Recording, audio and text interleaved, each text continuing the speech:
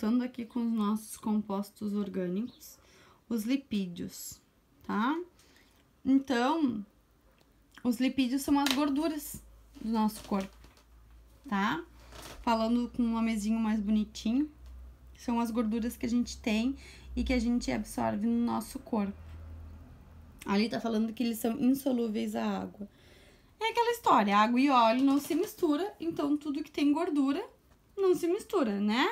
Então, um lipídio, como é uma gordura, ele não se mistura com a água, tá?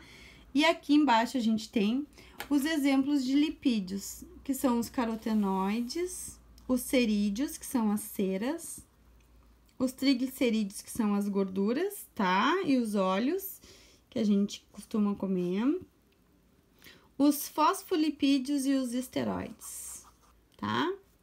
Então, o carotenoide, ele atua na pigmentação das plantas e de algas, tá? São os carotenos. Então, a gente, ó, o principal é o pigmento alaranjado da cenoura, tá?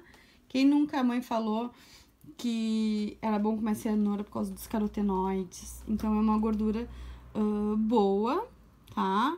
Forma essa pigmentação das plantas, principalmente da cenoura, e vai auxiliar também ali na nossa constituição. As xantofilas é um tipo de alga, tá? Um tipo de alga tem elas, ela dá também essa pigmentação mais alaranjada, mais acobreada para algumas algas. Depois a gente tem os cerídeos, que seriam, então, aquelas que impermeabilizam as flores, tá? Folhas e cascas de alguns frutos, então, às vezes, um pouquinho daquela cera que a gente vê numa casca de uma maçã, por exemplo, é desse lipídio, tá? Que a gente encontra a gente pode encontrar na casca da fruta, tá? Então, ele é para as plantas, ele serve como proteção, tá? De impermeabilidade, tá? Então, aqui, ó, nos animais podem citar como exemplo de cera as abelhas, tá? Então, o que as abelhas produzem é a cera dos cerídeos, dos lipídios dos cerídeos, tá? Nós também produzimos, ó, cerume, que protege o canal auditivo. Então, essa cera que a gente tem no nosso ouvido, ela é um lipídio, ok? Depois, nós temos os triglicerídeos, que é o que é mais falado em todo mundo, tá? Que são os lipídios simples que a gente tem na nossa alimentação. E eles podem ser tanto vegetais quanto animais, tá? E aí, a gente tem os óleos das sementes, então, do amendoim, milho, girassol, algodão, tá? A gente tem nos peixes também os triglicerídeos, principalmente no salmão e no bacalhau, que são os peixinhos mais gordinhos que a gente encontra, tá? E aí, a gente tem aquelas localizadas na hipoderme, lá na pele de algumas aves e alguns mamíferos, que é aquela gordurinha que quando fazem algum animal, boi, porco, aves, a gente vê, tá? Então, ela vai atuar como depósito de energia e isolante térmico nesses animais. Lembrem que a gordura, ela ajuda na proteção da temperatura, tá? Manutenção da temperatura. Esses triglicerídeos, eles podem ser bons, como o amendoim. Do amendoim é bom, do girassol é bom, tá? Dos peixes são gorduras boas para nossa alimentação, tô falando, tá? Como também podem ser não tão bons, tá? Como das aves e dos mamíferos. A gente sabe que gordura da carne não é uma gordura muito legal pro nosso corpo, tá? Aí, aqui tá mostrando pra nós a constituição química dos triglicerídeos, tá? Então, ela tem uma associação ali com moléculas de ácidos graxos e moléculas de um álcool chamado glicerol, tá? E isso pode fazer com que eles sejam ácido graxo saturado ou insaturado, tá? Aí aqui tá mostrando pra nós os saturados e insaturados. E aqui tá dizendo, ó, quando há somente ligações simples entre os átomos de carbono, ó, nós temos o saturado. Quando há dupla ligação, nós temos os insaturados, tá? Então, essa é a diferença dos ácidos graxos aqui, ó, do saturado e insaturado, ok? Olhem só, vou mostrar bem pra vocês as ligações, tá? Lembrem que eles podem provocar os saturados, esse aqui que é simples, ele pode provocar obstrução dos vasos sanguíneos, tá? Então, essa aqui, esse ácido graxo saturado, essa gordura saturada, é a gordura ruim, tá? Que a gente vai ingerir, tá? Então, elas podem ser encontradas em vários produtos de origem animal. Como eu tava falando pra vocês, a carne é uma, tá? Margarina. A margarina também é horrível, tá? De ácido graxo saturado. A manteiga também tem um pouco, ok? O leite também, leite, aquele integral mesmo, ele tem um pouco de ácido graxo também, tá? Então, essa gordura, ela não é muito boa pro nosso organismo, não, tá? O insaturado, ele já é uma gordura não tão ruim, tá? Esse daqui que são recomendados para preparação de alimentos.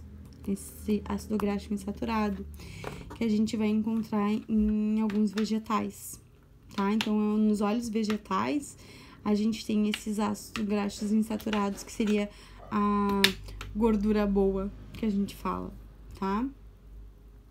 Depois nós temos os fosfolipídios, que são os componentes das membranas celulares, tá? Que a gente vai ver mais adiante, quando a gente falar de célula, a formação deles, ó. Representação esquemática de um fosfolipídio. Então, aqui é tudo ácido graxo, aqui é glicerol, né? Aquela parte que vira açúcar, e aqui é o fosfato, tá? Então, aqui no texto de vocês está dizendo que a lecitina é um dos fosfolipídios mais abundantes, sendo encontrado no fígado, na gema do ovo, no amendoim, no feijão e na soja. Esse daqui é muito importante porque a gente precisa para ter a manutenção das nossas células, tá? Como eles formam toda a membrana celular, toda aquela estrutura que mantém a célula, né? A gente precisa ter sempre reposição dele, tá? Aqui tá mostrando pra gente o que cada uma dessas coisinhas é, ó. O pequenininho é hidrogênio, o cinzinha mais escuro é o carbono, oxigênio, fósforo e nitrogênio, tá? Depois a gente tem os esteroides, tá? Que são os que vão ajudar a gente nos nossos hormônios, ok? A gente tem eles naturalmente no nosso corpo pra gente poder fazer toda a transformação sexual, crescimento, tudo. Então, eles são importantes no nosso corpo. Então, eles vão ter uma estrutura química bastante diferente dos outros lipídios, tá? Porque eles vão vão auxiliar na formação desses hormônios, tá? E aqui, ó, a gente tem os mais abundantes, é o colesterol, que aí a gente vai falar agora mais adiante sobre ele, tá? E aqui diz assim, ó, os demais são semelhantes à molécula de colesterol, então os outros vão ser meio parecidinhos com essa molécula do colesterol, tá? A gente vai ter também a produção dos hormônios sexuais a partir desses esteroides. Então, a gente tem a testosterona, que é o hormônio masculino, e o estrogênio e a progesterona, que são os femininos, tá? A partir desses esteroides, que são gorduras. Depois aqui, vem falando para nós que o colesterol ele possibilita na formação de sais biliares, que são importantes lá para nossa digestão, e de algumas vitaminas, tá? Que são lipossolúveis, tá? Como a vitamina D. Então, elas são lipossolúveis porque são solúveis, elas se dissolvem em lipídios, tá? Então, essa vitamina, para ela funcionar no nosso corpo, a gente precisa ter lipídios nele, ok? É isso que tá falando aqui, tá? Então, e aqui também tá dizendo que são importantes componentes nas membranas celulares, que é aquilo que a gente já tinha falado, dos fosfolipídios, ok? Então, a função dos lipídios, a principal é a reserva energética. Aqui, ó, é uma imagem de microscopia eletrônica de uma célula de gordura de um tecido adiposo, tá? Então, toda essa parte amarela que vocês estão vendo é a gordura dentro da célula, tá? Então, aqui, ó, é o contorno da célula, a membrana, e essa parte amarela toda aqui é a reserva de gordura, tá? Então, a gente não aumenta o número de células, a gente aumenta o tamanho dessa célula, conforme a quantidade de gordura.